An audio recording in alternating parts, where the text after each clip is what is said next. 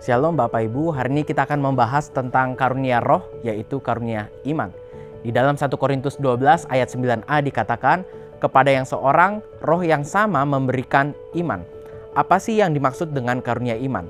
Tentu saja Bapak Ibu, iman yang sedang dibicarakan Paulus di sini bukanlah iman keselamatan. Iman keselamatan dikaruniakan kepada setiap orang yang percaya. Dan sedangkan karunia iman hanya diberikan kepada orang-orang tertentu saja sesuai dengan yang dikehendaki oleh Roh Kudus. Dan iman di dalam konteks karunia roh sebaiknya kita memahaminya sebagai sebuah keyakinan supranatural bahwa Allah akan menyatakan kuasa dan juga kemurahannya dalam cara yang khusus dan situasi yang khusus. Dan setidaknya ada beberapa poin Bapak Ibu yang perlu kita pahami dari karunia iman ini. Yang pertama adalah keyakinan ini bersifat supranatural dan bukan upaya sugesti diri yang emosional, baik melalui visualisasi, kekuatan pikiran, maupun perkataan yang positif. Dan keyakinan ini berasal dari Roh Kudus, bukan hasil usaha manusia, baik diri sendiri maupun hamba Tuhan, Bapak Ibu. Yang kedua adalah sama seperti jenis karunia beberapa karunia roh yang lain, keyakinan supranatural ini tidak dimiliki secara permanen, Bapak Ibu. Ini hanya diberikan kepada kita di dalam situasi tertentu. Dan kita tidak boleh secara gegabah mencobai Tuhan untuk melakukan hal-hal ajaib pada situasi tertentu tanpa kepekaan bahwa Allah memang ingin menunjukkan kuasanya kepada kita. Dan yang ketiga adalah apa yang diimani berkaitan dengan hal-hal yang ajaib biasanya. Di dalam pasal yang ke-12 ayat 9-10, karunia ini dijadikan pendahuluan bagi karunia kesembuhan dan juga mukjizat. Dan di samping itu juga Bapak Ibu, di dalam pasal yang ke-13 ayat kedua, karunia iman juga dihubungkan dengan memindahkan gunung. Jadi kesimpulannya adalah karunia ini Bapak Ibu, karunia iman memampukan orang Kristen untuk mengetahui dengan luar biasa pasti tentang kehendak Allah bagi pengembangan pelayanan di masa depan.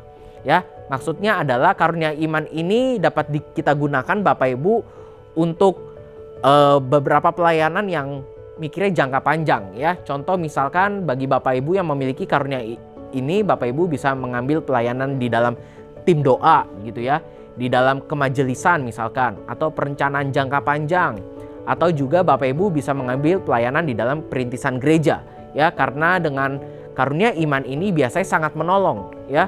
Mereka orang yang memiliki karunia ini biasanya tahu suara dari Tuhan dan mereka yakin Bapak Ibu ini suara dari Tuhan dan mereka tahu harus melakukan apa gitu ya. Nah, bahaya-bahayanya dari karunia iman ini adalah beberapa dari orang yang memiliki karunia ini cenderung Bapak Ibu mudah mencap orang lain sebagai orang yang memiliki berpikiran sempit gitu ya. Contoh misalkan, saya yakin nih apa yang saya terima ini dari Tuhan. Dan pikiran kamu itu pikiran manusia, bukan pikiran dari Tuhan. Karena saya memiliki karunia iman. Ya, saya percaya ini dari Tuhan. Dan akhirnya mereka menghakimi orang lain. Dasar kamu berpikiran sempit. Dan itu bahayanya Bapak Ibu ketika ada orang yang memiliki karunia ini. Ya, karena mereka yakin ini adalah suara dari Tuhan. Yang kedua adalah sulit untuk mengakui ketika visi mereka tidak tercapai.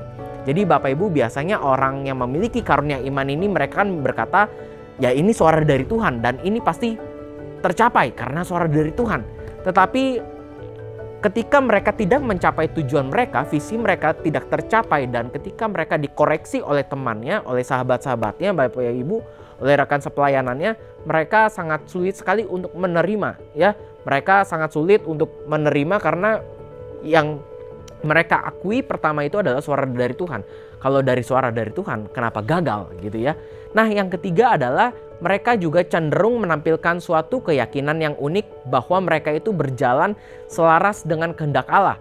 Mereka sering kali menafsirkan kritik yang mereka berikan kepada orang lain sebagai kritik yang datang dari Tuhan. Misalkan, orang yang memiliki karunia ini, Bapak Ibu, bahayanya adalah ketika mereka berkata, wah iya, Tuhan itu berkata kepada saya, kamu itu seharusnya demikian. Dan itu Bapak Ibu sering kali orang yang memiliki karunia ini gampang untuk menjudge orang lain ya. Jadi dikit-dikit apa yang mereka terima ini adalah dari Tuhan. Sedangkan orang lain bukan dari Tuhan.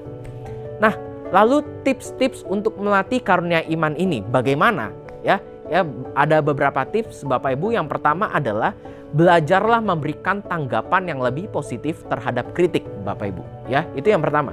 Dan yang kedua adalah adakan persekutuan dengan mereka juga yang memiliki karunia ini. Yang ketiga, akui ketika membuat kesalahan dalam penilaian dan jangan melebih-lebihkannya Bapak Ibu. Ya.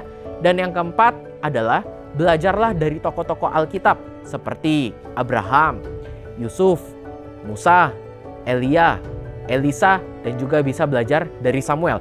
Dan masih ada banyak tokoh di Alkitab lagi yang memiliki karunia iman Bapak Ibu. Tuhan Yesus memberkati.